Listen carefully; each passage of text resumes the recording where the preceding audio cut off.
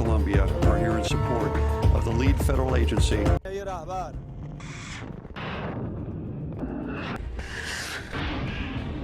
Was held off Gibraltar.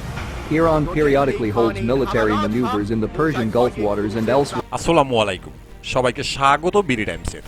পুরো পৃথিবী প্রতিনিয়ত আতঙ্কে রয়েছে। পৃথিবীর প্রতিটি গণমাধ্যমে একের পর এক নিউজ তৈরি হচ্ছে যে কোনো সময় যুক্তরাষ্ট্র ইরানে হামলা চালাবে। কিন্তু ইরান যেন একেবারেই গুনছে না আন্তর্জাতিক গণমাধ্যম কিংবা যুক্তরাষ্ট্রের এই সমস্ত হুমকিকে। উল্টো যুক্তরাষ্ট্রের সামরিক ঘাঁটি এবং শক্তিশালী বিমানবাহী রণতরীকে কেন্দ্র করে শুরু করেছে সামরিক মহড়া। মনে হচ্ছে ইরান যুক্তরাষ্ট্রকে বলছে তাড়াতাড়ি পালিয়ে যাও মধ্যপ্রাচ্য থেকে। কেন ইরান এই মহড়া শুরু করলো? এই মহড়ার মধ্যে দিয়ে যুক্তরাষ্ট্রকে কি বার্তা দিতে চায়?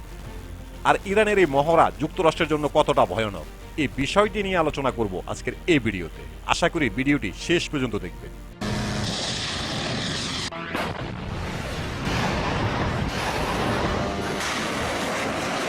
বর্তমানে যুক্তরাষ্ট্র মধ্যপ্রাচ্যে সর্বকালের সবচেয়ে বড় যুদ্ধের প্রস্তুতি নিয়ে এসেছে। আন্তর্জাতিক গণমাধ্যম থেকে শুরু করে প্রতিটি দেশ এখন একটি খবরই প্রচার করছে, যে কোনো সময় ইরানে হামলা চালাবে ওয়াশিংটন। যুক্তরাষ্ট্রের সঙ্গে ক্রমবর্ধমান উত্তেজনার মধ্যে মার্কিন রণতরীর কাছাকাছি গুরুত্বপূর্ণ হরমুজ প্রণালীতে লাইভ ফায়ার নৌ মহড়া শুরু করেছে ইরান। ওয়াশিংটন যখন ইরানের সাথে যুদ্ধ করার জন্য মধ্যপ্রাচ্যে বিমানবাহী রণতরী আব্রাহাম লিঙ্কন সহ একাধিক নৌবহর মোতায়েন করে, তখনই ইরানের এমন একটি প্রস্তুতি। ইরানের এই মহড়া শুরু হওয়ার পরই তেহরানকে কড়া সতর্ক করেছে ওয়াশিংটন। মার্কিন সামরিক বাহিনীর মধ্যপ্রাচ্য বিষয়ক কমান্ডো সেন্টকম জানিয়েছেন, হরমুজ প্রণালীতে কোনো ধরনের অনিরাপদ এবং অপেশাদার আচরণ সহ্য করবে না ওয়াশিংটন। বিশেষ করে মার্কিন রণতরীর উপর দিয়ে ইরানি ড্রোন বা বিমান উড্ডয়ন কিংবা ইরানি স্পিডবোট কাছে আসাকে অগ্রহণযোগ্য বলে বিবেচিত হবে। ইরান যেন আচারবিধি লঙ্ঘন না করে।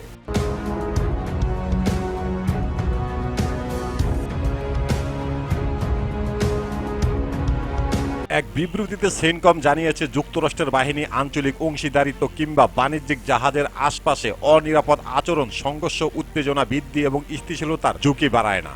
যুক্তরাষ্ট্র সর্বোচ্চ পেশাদারিত্ব বজায় রেখে আন্তর্জাতিক নীতিমালা অনুসরণ করে। ইরানের রেজলিউশনারি গার্ড কোর্পস IRGCও যেন একই আচরণ করে। যুক্তরাষ্ট্রের পক্ষ থেকে আরও বলা হয়, যুক্তরাষ্ট্র তাদের সামরিক বহর আন্তর্জাতিক আইন মেনে আন্তর্জাতিক জলসীমায় রেখেছে। ইরানও যেন আন্তর্জাতিক আইন মেনে তাদের মহড়া পরিচালনা করে। বিপরীতে ইরানের IRGCর পক্ষ থেকে যুক্তরাষ্ট্রের মন্তব্যের কোনো প্রতিক্রিয়া দেখায়নি। তেহরানের পক্ষ থেকে ঘোষণা দেওয়া হয়েছে তারা তাদের সামরিক মহড়া যথাযথভাবে সম্পূর্ণ করবে।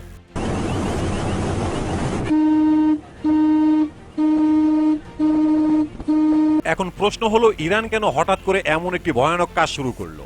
এর কারণ হলো, যুক্তরাষ্ট্র যেমন তাদের সামরিক শক্তি মধ্যপ্রাচ্যে এনে ইরানকে ভয় দেখাতে চাচ্ছে, একইভাবে ইরান তাদের সামরিক মহড়ার মাধ্যমে যুক্তরাষ্ট্রকে ভয় দেখাতে চাইছে। ইরান যুক্তরাষ্ট্রকে এটাই বোঝাতে চাইছে যে ইরানের সাথে যুদ্ধে যেন যুক্তরাষ্ট্র না জড়ায়, পাশাপাশি মধ্যপ্রাচ্য থেকে যেন তারা খুব দ্রুত চলে যায়।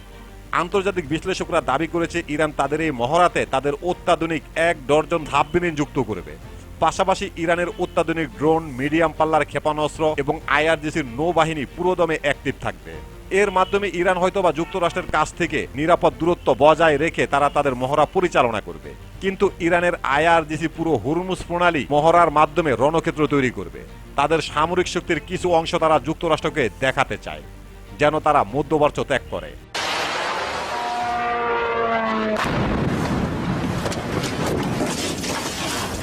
এবার আসা যাক ইরানের এই সামরিক মহড়ার কারণে যুক্তরাষ্ট্র কিরকম ক্ষতির মুখে পড়তে পারে।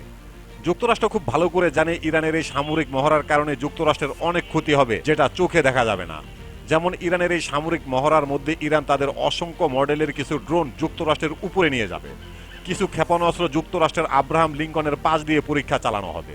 এর মাধ্যমে ইরানের দুইটি জিনিস সফল হবে। একটি হলো, ক্যামেরার মাধ্যমে আব্রাহাম লিঙ্কনের অনেক কিছু ছবি তুলে নিয়ে আসবে, অনেক তথ্য ইরানের হাতে চলে আসবে।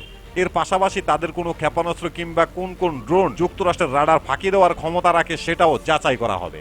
কিন্তু নিরুপায় থাকবে ওয়াশিংটন, কারণ তারা পারবে না তাদের রাডারের মাধ্যমে ড্রোন কিংবা ক্ষেপণাস্ত্র ভূপাতিত করবে, আবার পারবে না এসব একদমই বরদাস্ত করতে। যুক্তরাষ্ট্র ইরানের কোনো কিছুর উপরেই আঘাত করবে না, কারণ তারা খুব ভালো করেই জানে ইরান সামরিক মহড়ার মধ্যে রয়েছে। যদি যুক্তরাষ্ট্র আঘাত করে তাহলে পুরো দমে যুদ্ধ শুরু হয়ে যাবে।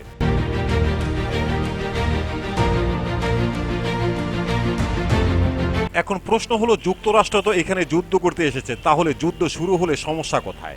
না, যুক্তরাষ্ট্র এখানে যুদ্ধ করতে আসেনি। যুক্তরাষ্ট্র ইরানের সাথে যুদ্ধ চাইছে না। যুক্তরাষ্ট্র যে বর্তমানে মধ্যপ্রাচ্যে এত সামরিক শক্তি জড়ো করেছে এর একটাই কারণ, তা হলো ইরানকে ভয় দেখানো, ইরানের সাথে একটি চুক্তি করা। যুক্তরাষ্ট্রের মূল সমস্যা হলো ইরানের ক্ষেপণাস্ত্র এবং পারমাণবিক কর্মসূচি।